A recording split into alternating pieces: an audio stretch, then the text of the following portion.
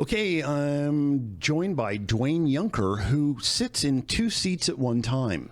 He's a city councilor in the city of Grants Pass, and he's also a state rep for this area in Oregon. What are the lines of this district? House District 3 is probably about 80% of Josephine County. It has most of the city limits.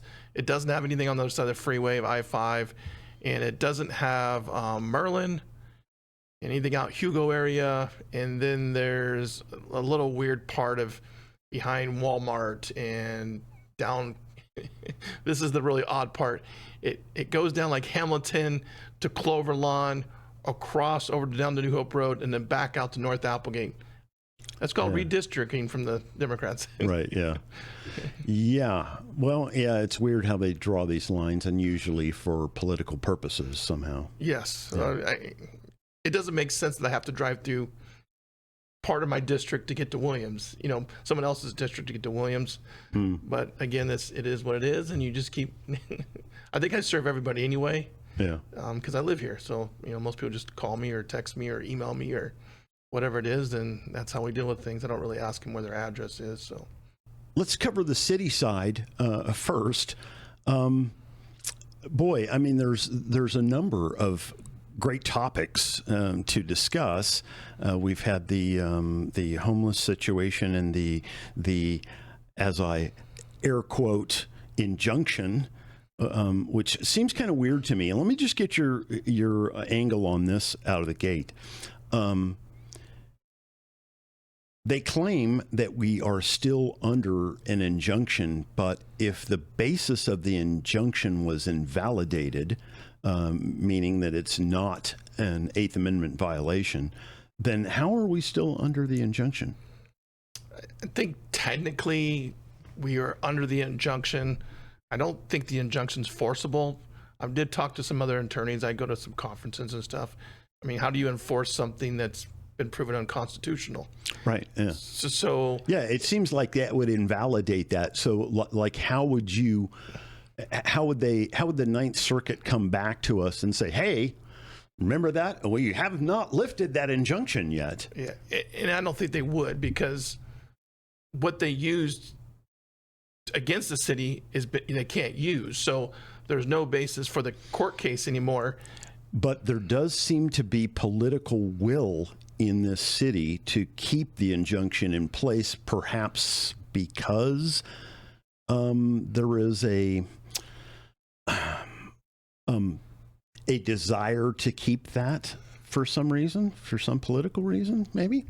I don't think some counselors or people or staff want to go against what they feel is the law. I see. So it's an abundance of caution so as to not get embroiled in another lawsuit. I think that's what they're saying that, hey, we don't need to go any further. We don't push the envelope. But I would say, well, we've been taken advantage of for 5 years or whatever it is, unjustly. The people, the citizens, the residents of the city, and they've been unjustly taken advantage of because they've lost their parks of their city. So what about, we don't get nothing back from those times. Right. I mean, and there's a kind of a social contract in that I pay taxes. Yes. And so then I assume that the services that come with the payment of those taxes is going to be there, and parks is part of that. So if I take my kids to the park and, 5 people are shooting up and somebody's taking a dump, then I feel like I'm not getting my end of the bargain. And why are these people being catered to when they're not contributing as I am? I think that there is a divide on what people think is, what would you say, that we should have compassion for people. And I think that's where my line stops. Well, my compassion stops when you start invading my privacy and my enjoyment of this parks and then my enjoyment of everything here. This is a good point. And this is a good time to let's play some of your comments from last night that fall right into line with what we're talking about. Some of what Mr. Lovelace talked about. I wrote some notes here, and I just want to take you back a little bit of history, Bill, where we're at today because of 2020. In 2020, citizens of the state passed Measure 110. If you know anything about drugs and people that use drugs, they theft, they steal, they burglarize, they rob, etc. Well, when people passed that, well, I think it was 58% of this state passed that, what did we think was going to happen when we passed legal drug use? You need money to do drugs. It's not free. So they're not making money, so they're going to steal. And I'm not making an excuse. I'm just telling you what the result was from this people in the state passing that. This council is not the one that voted to pass Measure 110. But on September 1st, that's changed. Now, I'm not saying it's going to change like that because we know it's going to take a long time to fix what the damage we did. And I'm not giving excuses for your trailer being stolen or any of your property because obviously it's not right. You shouldn't have to lock up your stuff, but we do. It's just how it is. These people don't care. They're thieves. I've seen all the pictures. You're not the only one that has to do this stuff. But there's So where's your compassion, Dwayne? Where's your compassion for these people that are stealing stuff there? You'd seem like you want to put them in jail or something. Well, I think your compassion stops because we have people that come out and go, well, this person's sick or this person's elderly. I think that's a different type of person that my compassion would say, yeah, maybe we should help this person or get them. We need to draw distinctions between that. They lump homeless into one category, and Exactly. it's clearly several categories at least. If you talk to people really into this business or this type of work, there's definitely segments of homelessness, and they all like to group them together, which I don't like that part because I would say if you're doing drugs, you've done that to yourself. You know what I'm saying? I didn't stick the needle in your arm. I didn't tell you to do this stuff. I didn't tell you to make bad decisions. Now, we all know that there's people that come, just bad luck happens to them. And that would be my compassion part. Like, I'm sorry you got sick, or there's a death in the family. Your husband was the breadwinner, and now you stayed at home and be the homemaker, and then you just can't afford to live. Right, and these are probably candidates for the Gospel Rescue Mission or some other entity like that, or just if you personally wanted to help somebody out, that would sort of be my criteria. But the lumping all of these people, drug addicted criminals, into the same category is a disservice to people. I think that we are trying to twist your arm to behave in this particular way, and if you don't agree with that, then you are a bad person, aka uncompassionate. That's what it is. I mean, the goal for these people should be to get out of what the circumstances. Even if they have bad luck, they do have some responsibility to try to get themselves out of this when those times arise. When I see people that say, well, I don't want to go to the mission because it's religious. Well, you're picking living in the lot over here, the water treatment facility, over going to the mission when living in a bed, getting a shower, 3 meals a day, and getting back on your feet and getting a bank account and all those things that the mission provides, because you have to quit smoking or you have to go to religious services or something. Well, whatever. I look at life as, well, in my 50 years on this planet, almost 51 now, I've been to a lot of things I don't like going to. I spent 21 years in the military. Trust me, I spent a lot of classes and I'm like, this is a waste of time. But that's what I had to do because that was my job. And I look at that, well, if you want help, you might need to take some classes because what you were doing before wasn't working. So what you're saying is that we should take money from your neighbor that works or whoever and redistribute it to somebody else.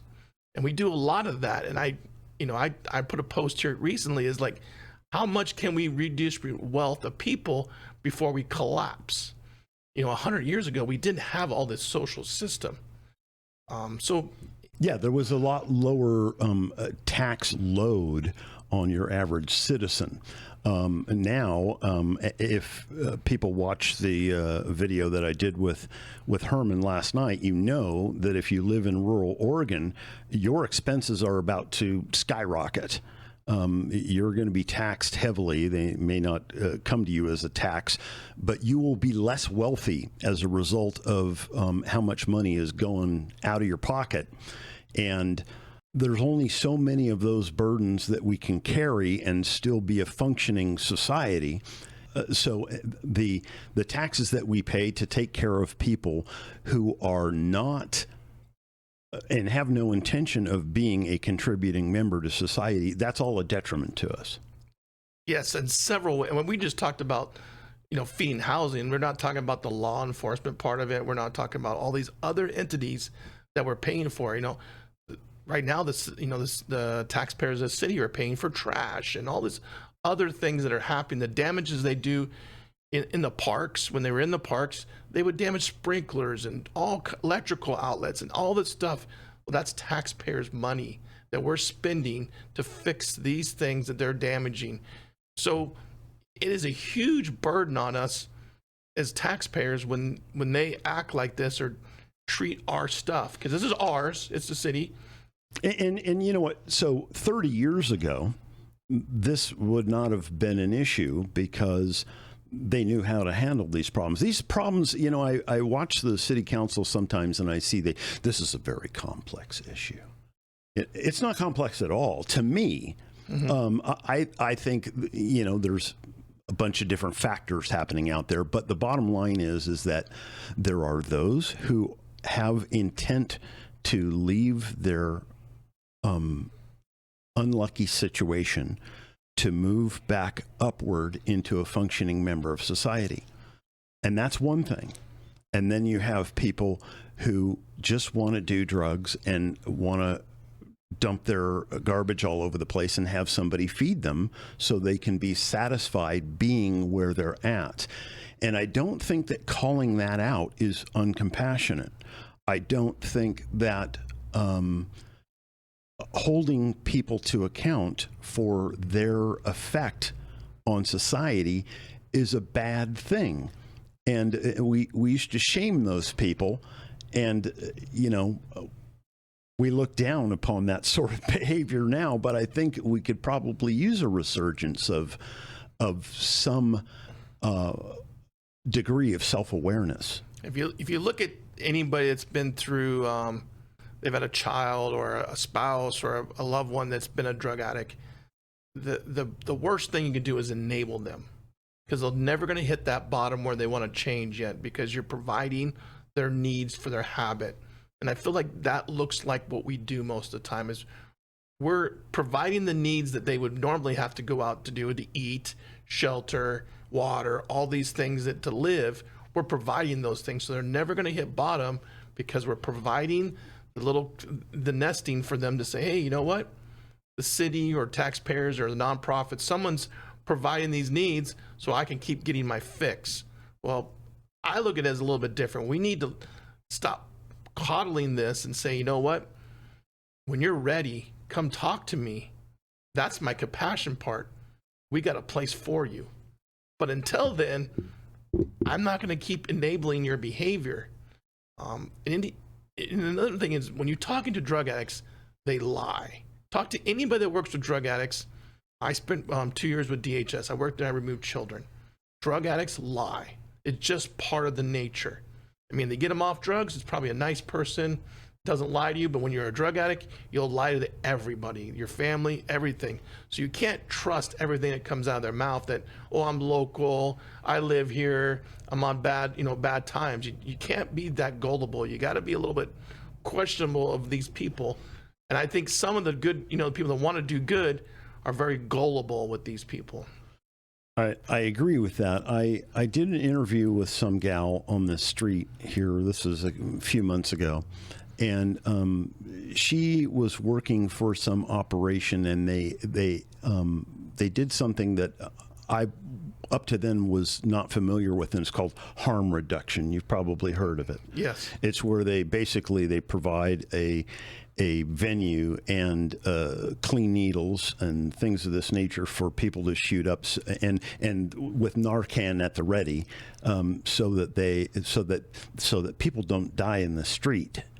And I thought, well, you're not doing anything to facilitate them getting off of drugs.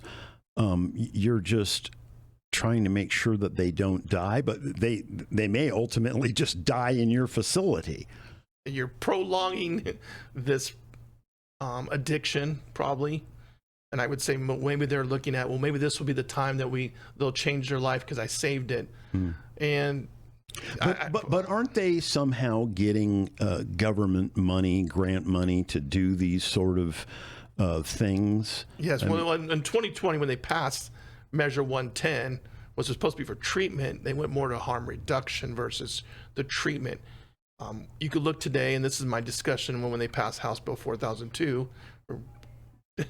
bleeding to both my jobs here, is we have less treatment beds today than we did 10 years ago.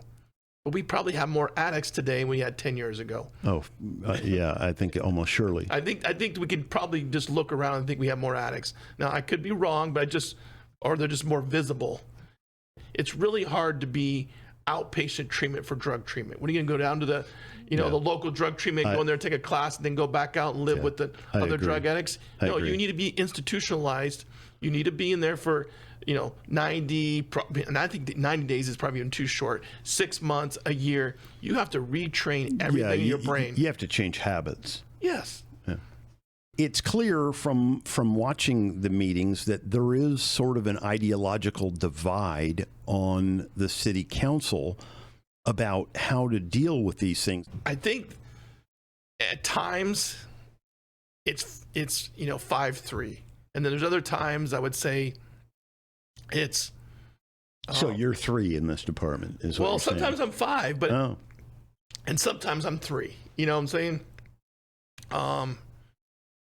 I think that some counselors have woken up and said, you know what we've been doing doesn't work.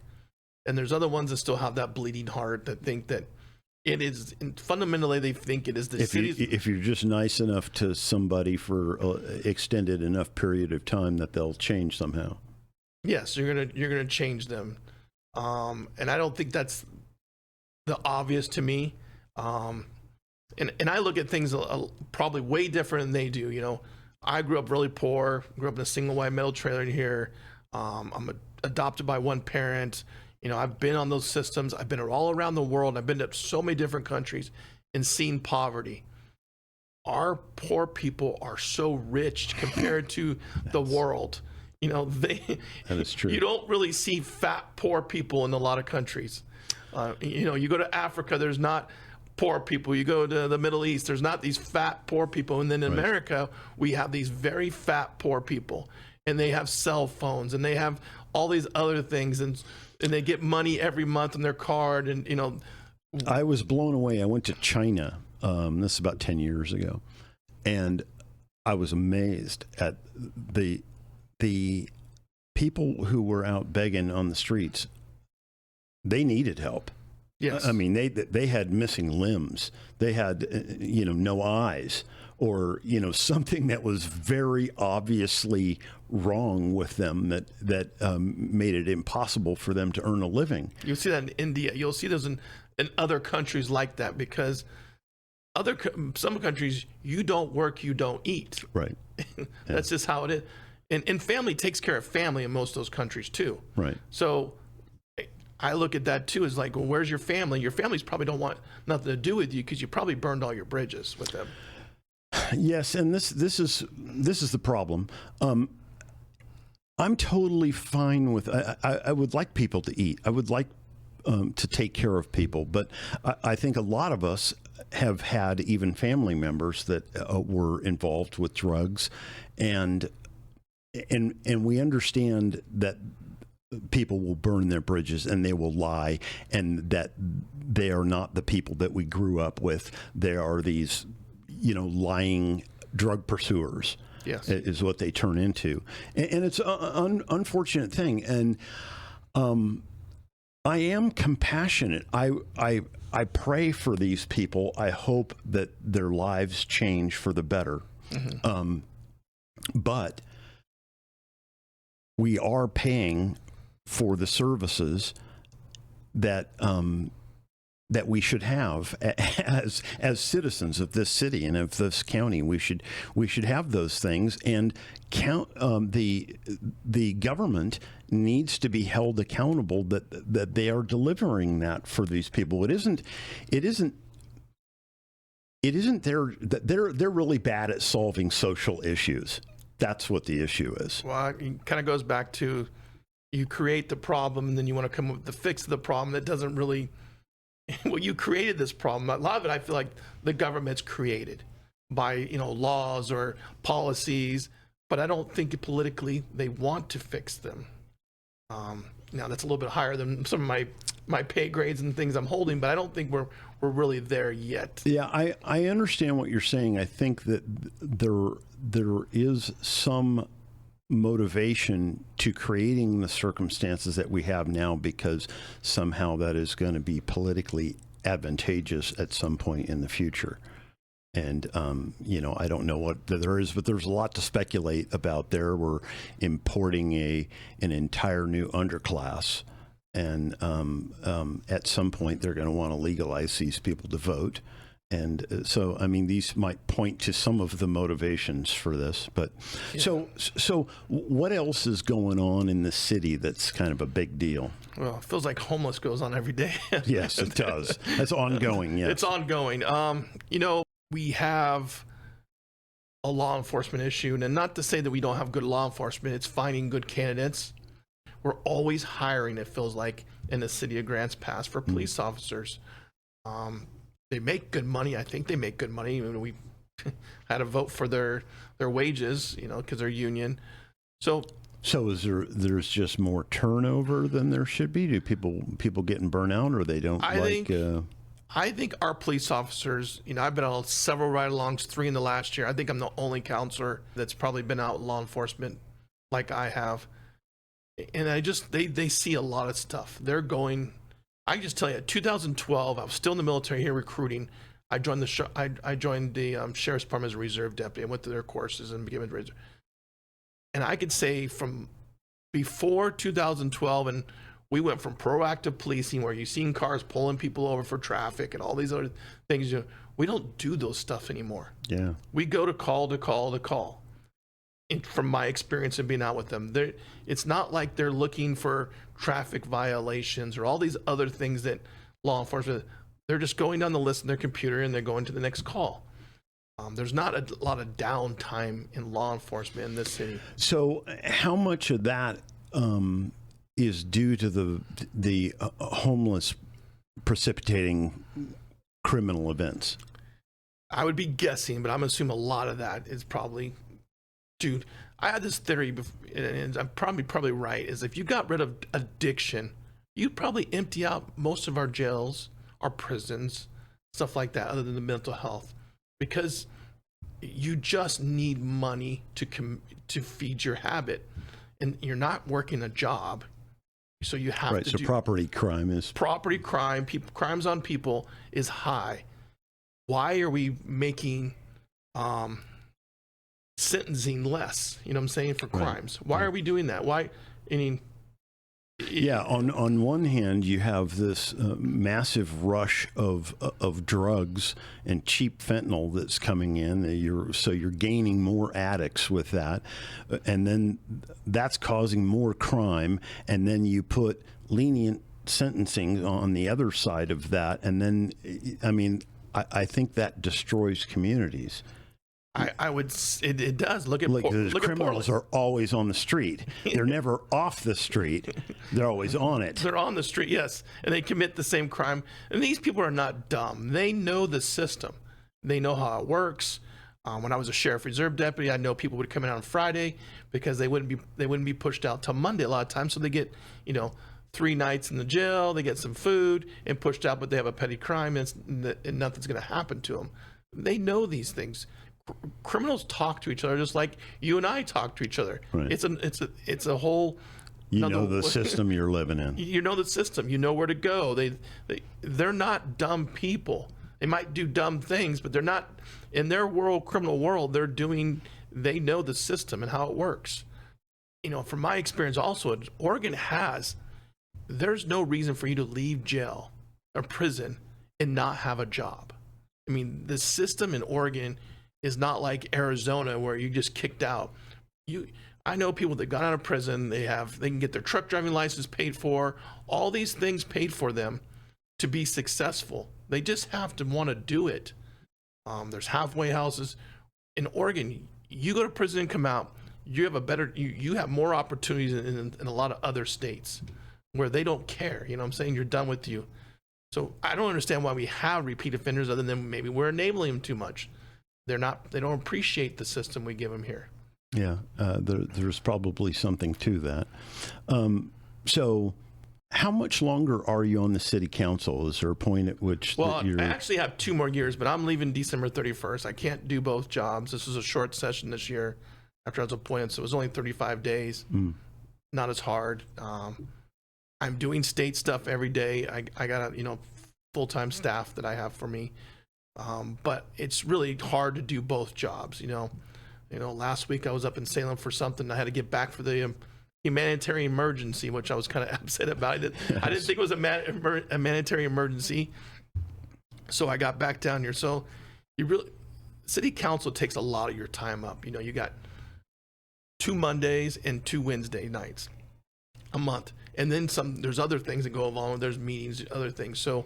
And some of these can be marathon sessions. I mean, I've tuned in, and then all of a sudden, 4 hours later, I happen to tune back into it, and wow, they're still at it. Yeah. So if someone that's working a full-time job and then going to spend 4 hours a night at the city council, not also if you looked at the prep paperwork that you have to read through. So yeah, it takes up a lot of your time. That's why we have a lot of retiree people, because they have a lot more time than someone that's got a family and kids and everything else to deal with.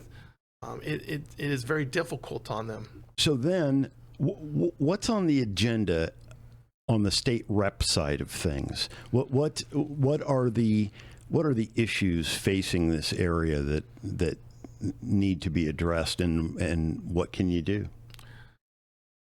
Well, I think that the ones that people are really been out lately is obviously the fire map, and you've talked to Herman about the fire, the fire mapping. There's the water with the water rights that's coming down. Tell me about that. So, I'm not a water expert person, but they're wanting to regulate more of the water coming out of the ground. That's what it really comes down to. I look at it is. So, are we talking metered private wells or something? I wouldn't be surprised if they go to that point. We haven't finished this water stuff, but you could see where they're going is at some point we're all going to have a meter. It's probably like your Pacific Power, and it's got the smart meter on it, and I just foresee this happening, and that's Mike, you've used too much of your water this month. Right. What's going on? Yeah. You're gonna get the text and the message that you spent too much. We allotted you so much water, or they'll shut your power off because you use too much water. And when you stop using too much water, we'll turn your power back on. Yeah, it's like government control. Yes. And the way I see them is like, they're doing everything possible, I feel, to push us all living in the city limits. Oh, sure. That's what it looks like. You got these, 15-minute cities, and we all should be driving buses and riding bicycles. Well, you know what? I live out in the dreaded red zone, the high hazard area of the county. Most everybody in this county does, by the way. And so this is obviously my neighbor got canceled here several weeks ago, and so I know that the handwriting's on the wall. I'm next. And now my neighbor did get a policy. Mm-hmm. I made some phone calls, and some people sent me in the right direction to get a policy written. It was quite a bit more, but the person was happy to get insurance because that person has a mortgage. Yes, you have to have insurance, and you have to have insurance. And what's going to happen if at some point you're uninsurable, and you still have a mortgage. How are you going to work that? It's not possible because you're required to have insurance if you have a mortgage. Right, and most people have they're pretty close to their nut. In other words, they make enough to crack their nut every month. Yeah, and they probably don't make a whole lot more than that. So when you're talking about something that might cost $500 or $600 more a month, that's huge. That's a car payment or more. That's a car payment or more. And if you're already out, so then you sell all your late model cars and you are driving old cars. So now you are able to take that, but then they put a water meter on your well, and now they're probably going to charge you for that. I would, we're speculating here, but yes, of course, and then the electricity's gone up too, so the power bill's gone up, and then your food's gone up. At some point, a series of events help speculation be a little bit more reality based, shall we say? I would say the reality is they're forcing they're forcing us to be like Russia or something. That we're going to live under the government controls everything that we do. Our water, our electricity tells us how to do everything. And if you speak against the government, you'll be on the. And some of those, even 5 years ago, people take your tinfoil hat off. Yeah. But now, that's very serious. Kamala Harris just suggested that Elon Musk has lost his privileges. He has lost his privileges, and it should be taken down. And the bottom line is that you can't say that you have one rule for Facebook and you have a different rule for Twitter. The same rule has to apply, which is that there has to be a responsibility that is placed on these social media sites to understand their power. They are directly speaking to millions and millions of people without any level of oversight or regulation, and that has to stop. If he lost his privileges, then we would all lose our privileges to speak our mind on X. Yeah, I don't think the founding fathers were thinking that you should lose your privileges because you disagree with the government. Right, yeah. The thing that really scares me, another thing in this county is, the last stats that came out were about 48.5% of the residents of this county are on Medicaid. Mm. That's the, all care and stuff like that. And probably at 50% by now. And I'm on the healthcare. I know nothing about healthcare once I started on it, but I learn a lot every day. Healthcare is very complex. It is so regulated everywhere. But the state of Oregon has the highest number of people on Medicaid. They are expanded for all healthcare for all. We are the test pilot. That will bankrupt us. That means you and I are going to be paying for everybody's health care. I mean, they want everybody on the same system. Then you're going to look at the doctors. Try to find a doctor around here to see things, if you need a health, like a heart or something like that. It's expensive to be using government health care. The hospitals don't make a lot of money off of Medicaid patients or Medicare patients. Or if you're on like government like myself, TRICARE, they just don't make the money versus a Cadillac plan or cash buyer. And margins for hospitals were around the 2 to 3% for making it. But when if you go to 99%, you're not going to make any money. You have to pay these guys or gals that went to school for 10, 12 years, whatever, or nurses or whatever. I can see in this county we're going to have if we don't already have a shortage, to continue to have that because of this policy of expanding healthcare. And these people are not paying, when you're getting on the Medicaid, you're not paying co-pays and all this other stuff. And then who's going to pay for the rest of that? It's going to be the other people. My wife had a hip replacement, and now she needs a knee replacement. So she spent a lot of time on Facebook groups that have to do with hip replacement and knee replacement and shoulders and stuff like this. And so there's a lot of people on there from other countries, a lot of people that they're waiting years. Yeah. When my wife, when her hip finally went, and it seemed to go rather quickly, she was in extreme pain on a daily basis. She tells me stories of people in the UK and in Canada that are on the list for hip replacement for years. Yes. You know, and you know, if you can't get out of bed, then what? That burden is a huge burden on you. It costs much more than if you just went and paid cash for the hip replacement. And then, so we went and priced, just for fun, what a hip replacement would cost around here to have done. And in the United States, a hip replacement surgery is between $30,000 and $130,000. Okay, we found a place online where they do nothing but orthopedic joint replacements in Utah, and we went there and we paid like $18,000 for a hip. And some people said that their portion of the bill, though it was covered by insurance, was more than what we paid for the entire thing, all inclusive.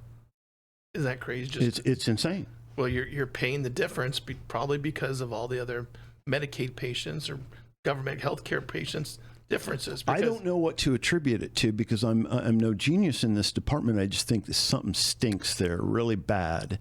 And so I think that, and the one element there is that doctor, they don't take any health insurance. They're cash only. So they don't have the burdens of the paperwork. They don't have to have 5 people in their office generating paperwork and finding out what code that is and whatever. So there's a lot less expense to them on that end of things.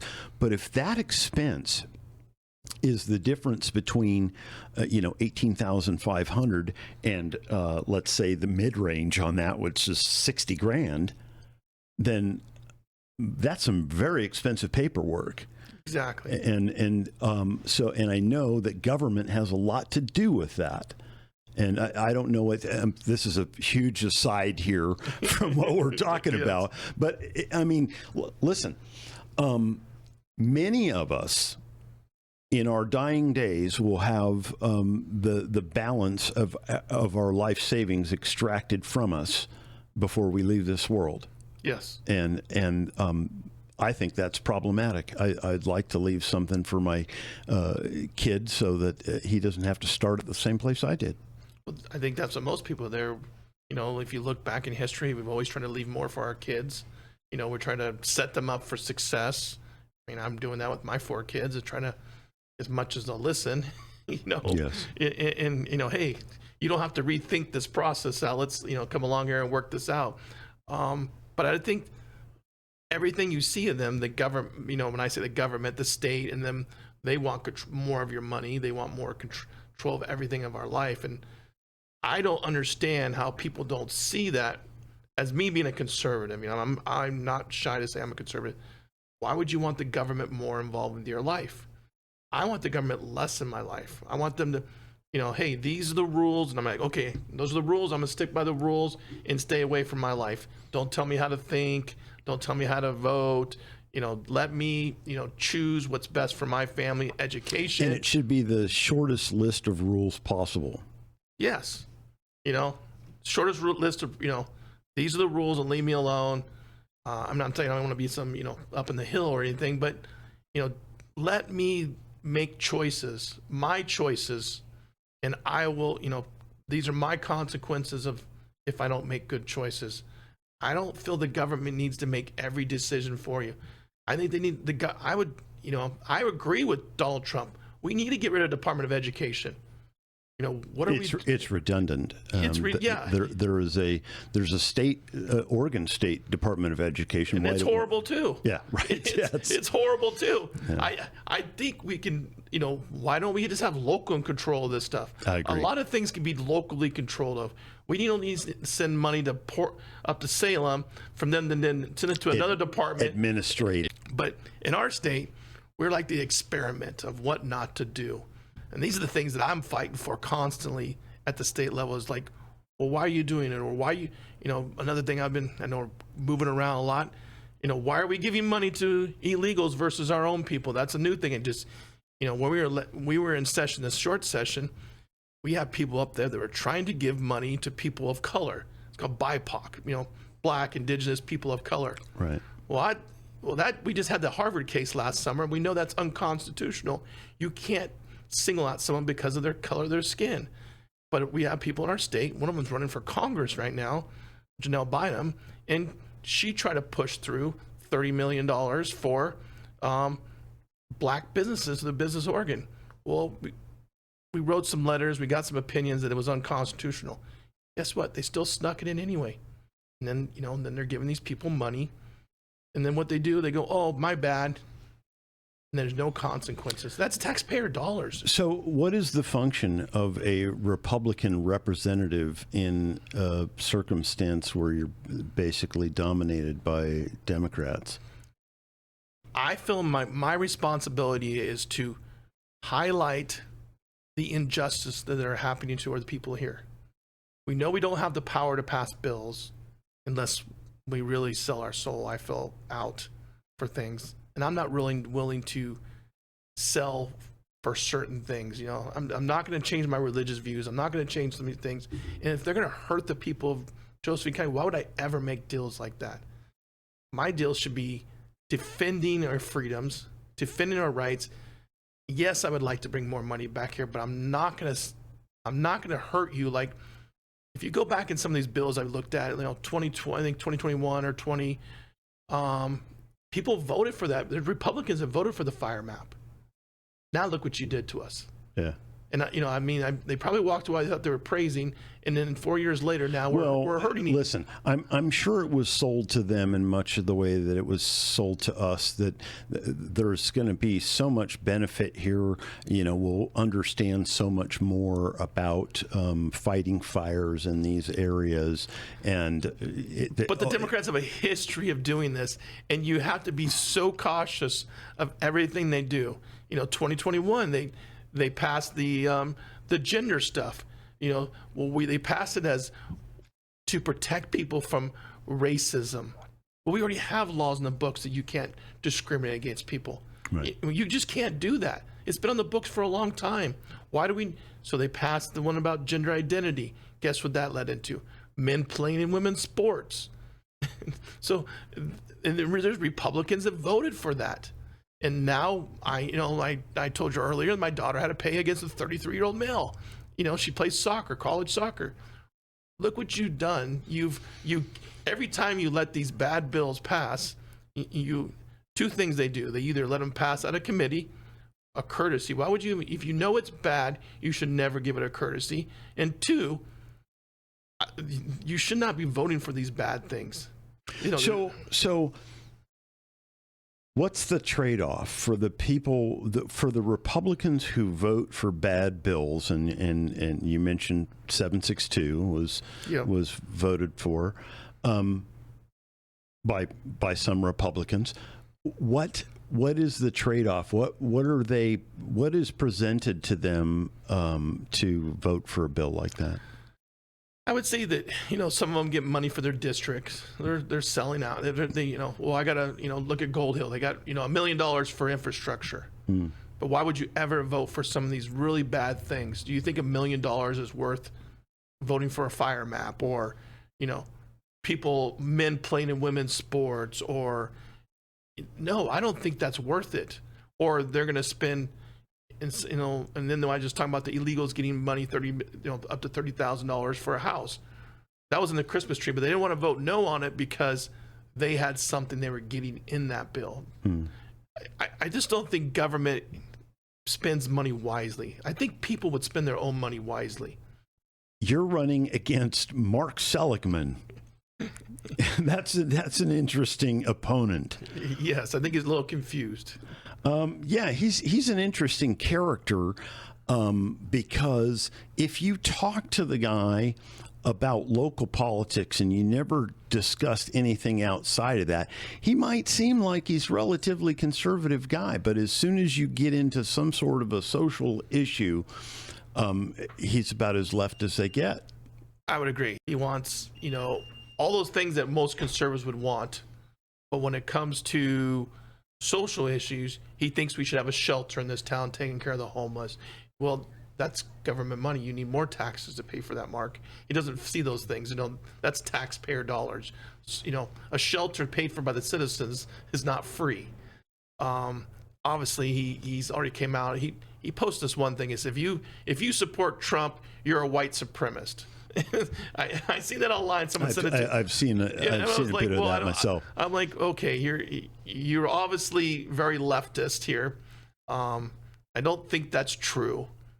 Do I agree on everything Trump has? No, I could think most people could say, hey, I don't agree with everything Trump says, but I think his policies are really great. And I look at Kamala Harris's, which I don't even know what those policies are because I haven't figured out the joy she's talking about. Yes, right, yes. But I can tell you what the last 4.5 years is, and I can tell you what the policies... Yeah, it's not joy. And the policies that the Oregon Democrats are coming out of them, and they're not very joyful to me. And when Mark talks about freedom, because he likes a lot of freedom, well, the party that's taking his freedom away is the party he votes for, the Democrat. I've tried to live my life where I don't need the services, and the more of us that have more money because we're not paying for services, the more charitable we become. Americans are very charitable, and that is because we're one of the richest countries on the planet. And the more money we have, the more charitable we will be with our own neighbors. And that's how I think you make a good society. We should be looking at public safety. We need a fire department, a police officer to call when you're in need. We need a military if someone wants to invade our country. But we don't need them in a lot of other things. I don't need them making my medical decisions for me. I didn't need them, tell me how to raise my children. These things... They should be so far away from. That's just core basic stuff, I think. Yeah, yes. Very little government and more of choices, our own choices of what's best for us. Government's purpose is not to support its employees. No. It's to facilitate the services that need to be rendered to the community and nothing more than that. No. I want to go back to my grandparents' days, not the when everything crashed, but I wanted those happy days when you got to make choices and there was less government. Yes. Those are the things that, the government was only worried about, your kids go to school, educate, you have jobs. You only needed one income. And housing was cheap, fuel was cheap, energy was cheap, groceries were cheap. Groceries, yes. Man. My wife took my youngest daughter actually to the grocery store, and they, look, how much is this bag? And it's like $150. What'd you buy? There's not a lot in there. Yeah, it's amazing. You're hurting people, and these are policies. Policies drive this stuff. And what drives inflation? Policies again. Spending. Our government spends too much money. We have a spending problem, and you wouldn't run your household that way. No, you wouldn't. Or you wouldn't have a house. And knowing that someone like myself in America could come from nothing, get an education, and make money, and be prosperous. You know what I'm saying? That's how I look at things is if you want it, you could do it here. And the government needs to get out of my way. Let me do it. Let it happen. Let it happen. Because if I'm being successful, guess what? I'm probably going to be paying more taxes. Right, exactly. So that's kind of like where I come from and things. Well, there you have it. Thanks, Dwayne Yunker, for stopping by. And we'll hear more from you as things change and you have news for us. Well, I have new newsletters come out. We're in session a little bit more often. I was doing a weekly, but I'll probably do a monthly. gets a little busy up there. And then we just did a summer one newsletter, what's going on, what I'm doing. You can go to my elect Dwayne Yunker website. I'll usually post them on there. Just, we're always investigating, looking at things, injustice for people here. That's my goal, is just try to make them think out their policies and how they're really hurting people versus bringing us together. And if you're pushing back a little bit, you can make that happen. Yeah, that's my goals. I appreciate it. Thank you. All right, Dwayne. Thank you.